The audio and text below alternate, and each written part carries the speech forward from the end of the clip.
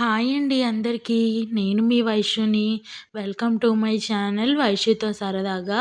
అందరూ ఎలా ఉన్నారండి? నేనైతే చాలా బాగున్నాను. మీరు కూడా బాగుండాలని కోరుకుంటున్నాను. ఇంకా ఈరోజు మన రెసిపీ అయితే చికెన్ పచ్చడి చేస్తున్నానండి. టేస్ట్ అయితే చాలా బాగుండిద్ది. అవును, మీరు ఇంతకీ ఎప్పుడైనా చికెన్ పచ్చడి తిన్నారా లేదో కామెంట్ చేయండి. టేస్ట్ అయితే సూపర్‌గా ఉండిద్ది. నేను చేసే పద్ధతిలో ఈసారి ట్రై చేసి చూడండి. ఖచ్చితంగా 3 మంత్స్ అయితే నిల్వ ఉండిద్ది మనకి. ఏం లేదండి, ఫస్ట్ కళాయి పెట్టుకొని ఒక స్పూన్ ధనియాలు, ఒక స్పూన్ మెంతులు, ఒక 2 స్పూన్లు అయితే జీలకర్ర వేసి వేయించుకోవాలండి. వేయించుకొని పక్కన పెట్టేసుకున్న తర్వాత చికెన్ అయితే నేను పావు కేజీకి కొంచెం ఎక్కువ అయితే చేస్తున్నాను. చికెన్‌ని మనం శుభ్రంగా పసుపు, ఉప్పు వేసేసి నీట్‌గా వాష్ చేసుకోవాలండి ఎప్పుడైనా.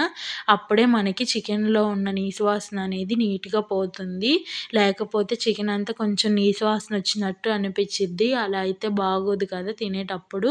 ఇంక అందుకని శుభ్రంగా ఉప్పు, పసుపు ఏసుకొని నీట్‌గా వాష్ చేసుకోవచ్చు. కొంచెమందైతే మజ్జిగ కూడా ఏసి వాష్ చేస్తారు. ఇంక ఎవరికి అలవాటు ఎలా ఉంటే అలాగ వాష్ చేసుకోండి. వాష్ చేసుకున్న తర్వాత ఒక కళాయి పెట్టుకొని మామూలుగా ఏమి ఆయిల్ అయి ఏమి ఏయకుండా ఉట్టి చికెనే ఫస్ట్ ఎయ్యాలండి కళాయిలో. వేసి చికెన్‌లో నుంచి అయితే వాటర్ అనేది ఊరుతాయి కదా! అలా ఊరిన తర్వాత మనం అనేది కలుపుతూ ఉండాలి. అలా ఏసేసి వదిలేస్తే అప్పుడప్పుడు గిన్నెకి అతుక్కుపోతూ ఉంటాయి కదా ముక్కలు. అందుకని మనం కలుపుతూ చికెన్‌లో ఉన్న వాటర్ అంతా పోయేలాగా చూడాలండి. అప్పుడే మనకి పచ్చడి అనేది ఎక్కువ కాలం నిల్వ ఉండిద్ది. లేకపోతే తడిగా ఉంటే బూజొచ్చేసిద్ది. తొందరగా పాడైపోయిద్ది. ఇంకా అందుకని మనం ఎప్పుడైనా సరే తడి లేకుండా నీట్‌గా వేయించుకోవాలి. ఇంకా కళాయిలో అయితే నేనైతే సన్‌ఫ్లవర్ ఆయిలే యూజ్ చేస్తున్నానండి. చాలామందయితే పల్లి ఆయిల్ యూజ్ చేస్తారు కదా! ఇప్పుడు మీరు పట్టుకునే పచ్చడిని బట్టి బేస్ అయ్యి ఉండిద్దది. నేనైతే పావు కేజీకి ఎక్కువ కొంచెం పడుతున్నాను కాబట్టి పల్లి ఆయిల్ ఏం యూజ్ చేయట్లేదు. సన్‌ఫ్లవర్ ఆయిలే యూజ్ చేస్తున్నాను. మీరు గనక ఎక్కువ క్వాంటిటీలో పెట్టుకుంటున్నారనుకోండి, అప్పుడు పల్లి ఆయిల్ యూజ్ చేసుకోండి. టేస్ట్ చాలా బావుండిద్ది. ఇంకైతే దోరగా అయితే వేయించుకోవాలండి ముక్కల్ని. మనం ఎప్పుడైనా మీడియం ఫ్లేమ్‌లో పెట్టి ఏయించుకుంటే చక్కగా ముక్క అనేది గట్టిపడిద్ది. అప్పుడు పికిల్‌లో ఊరినప్పుడు కూడా టేస్ట్ బావుండిద్ది. ఎక్కువగా హై ఫ్లేమ్‌లో పెట్టేసి వేయించకూడదండి, మాడిపోతాయి. ఇంకైతే నేను ఇంట్లోనే ఫ్రెష్‌గా అల్లం వెల్లుల్లి పేస్ట్ అయితే ప్రిపేర్ చేసుకున్నాను. ఇలా ప్రిపేర్ చేసుకోవడం వల్ల ఏంటంటే టేస్ట్ అనేది చాలా బావుండిద్ది. ఈ మధ్య అయితే బయట అల్లం వెల్లుల్లి పేస్టులు అయితే కొనొద్దని చెప్పేసి చెప్తున్నారు కదండీ!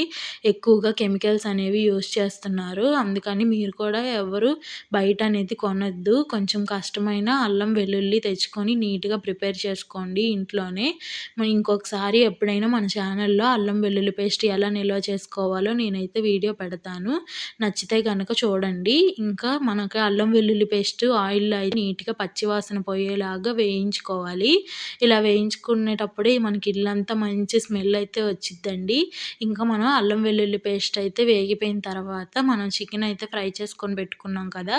ఆ చికెన్ పీసెస్ అయితే వేసుకోవాలండి. వేసుకొని కొంచెం ఆయిల్‌లో ఉడికిన తర్వాత మనం ముందుగానే మిక్సీ చేసి పెట్టుకున్నాం కదా! ధనియాలు, మెంతులు, జీలకర్ర పొడి, ఆ పొడి కూడా వేసేసి నీట్‌గా కలుపుకోవాలండి. ఇంకా ఎక్కువ సేపు ఆయిల్‌లో ఏం ఉడకాల్సిన అవసరం లేదు.